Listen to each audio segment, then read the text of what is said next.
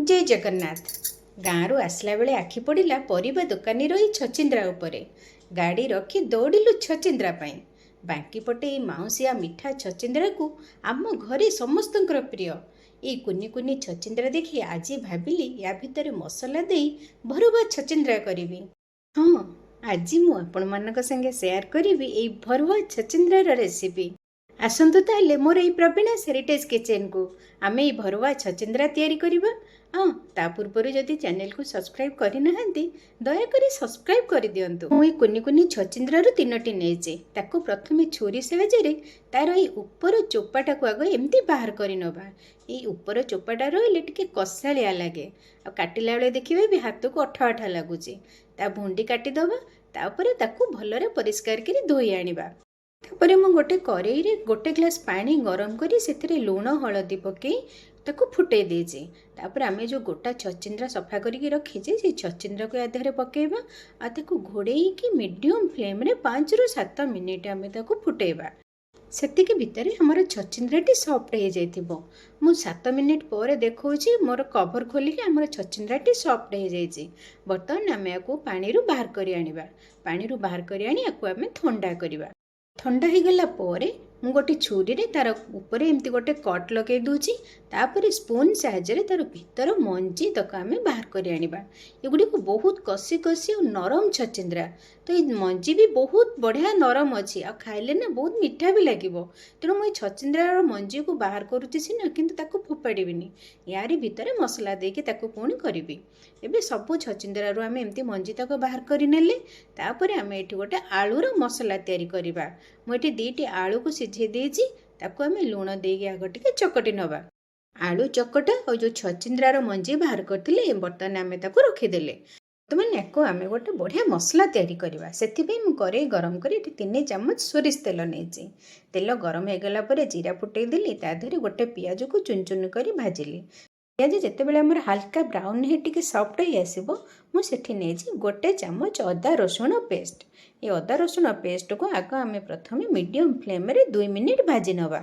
सहित अदा रसुण पेस्ट टिके भाजी गला परे हमें टिके बेसिक मसला नहीं मु करी पाउडर गोटे चामच लंका गुंड और हलदी गुंड नहीं। याको आम लो फ्लेम रे 2 मिनिट भाजी देला परे छचिंद्रा मंजी को आग टिके पकई मसला रे भाजीबा। कहीं जानते छचिंद्रा मंजी रे पानी अच्छी से पानीटा को आग मारिबा नहले आमर पानी लागिबो। तो से टिके 2 मिनिट भाजी हो गला परे मु एठी गोटे टमाटो मध्य काटिके नेछि आ टमाटो को सॉफ्ट करबा पई मु टिके नाको लूण पकेछि कारण हम आलू चकटा रे हम ऑलरेडी लूण देछि छचिंद्रा को भी हम लूण देके सिझेछि। मसला सहित टमाटर तेले आमर सॉफ्ट हो से आलू चकटा पकई ताकू आमे भल भाबे कषि आमर आलू मसला को तैयारी करदबा। देखंतु आमर आलू मसला बहुत भाबे तैयारी हो गला। एपटे छचिंद्रा भी पूरा रेडी होइके अछि। ए आलू मसला को आमे एबे छचिंद्रार जो पेट चिरी की खाली करिजे से पेटटी को आमे भर्ती करदबा। दर्शक बंधु मोर छचिंद्रार आ गोटे छचिंद्रा मसला बोली गोटे बढ़िया रेसिपी अछि। आपण जदि ताकू देखिबाकू चाहुचंदी मु तार लिंक डिस्क्रिप्शन बॉक्स रे दे देबी। आपण निश्चय से रेसिपी देखंतु। आउ ये वर्षा सीजन रे छचिंद्रा आनी ए भली रेसिपी करी खांतु। देखिबे सीजनल परिबा भी आपनको बहुत भल लागिबो। आ गोटे कथा कहबी मध्य मु मो रोषेई रे विभिन्न छोट छोट टिप्स मध्य शेयर करूची।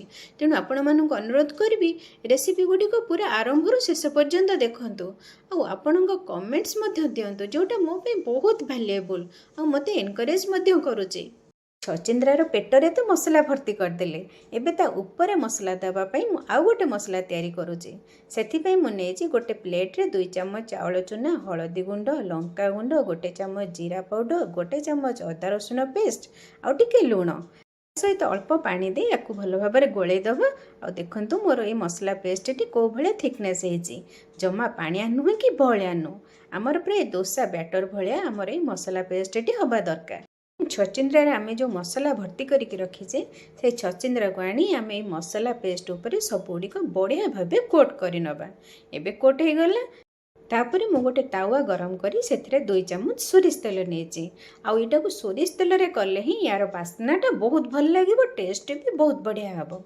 सोरिष तेल गरम हो गला ଏବେ ଛଚିନ୍ଦ୍ରାକୁ ଆମେ ଯେଉଁ ମସଲା କୋଟ୍ କରିକି ରଖିଛେ ତାକୁ ଆମେ ଏମିତି ତେଲ ଉପରେ ଗୋଟେ ଗୋଟେ କରି ରଖିବା। ତାପରେ ୟାକୁ ମିଡ଼ିୟମ୍ କିମ୍ବା ଲୋ ମିଡ଼ିୟମ୍ ଫ୍ଲେମ୍ରେ ତାକୁ ଭାଜିବା ଆମେ ଚାରିପଟୁ ବୁଲେଇ ବୁଲେଇ ଯେମିତି ବ୍ରାଉନ୍ ହେଲା ପର୍ଯ୍ୟନ୍ତ।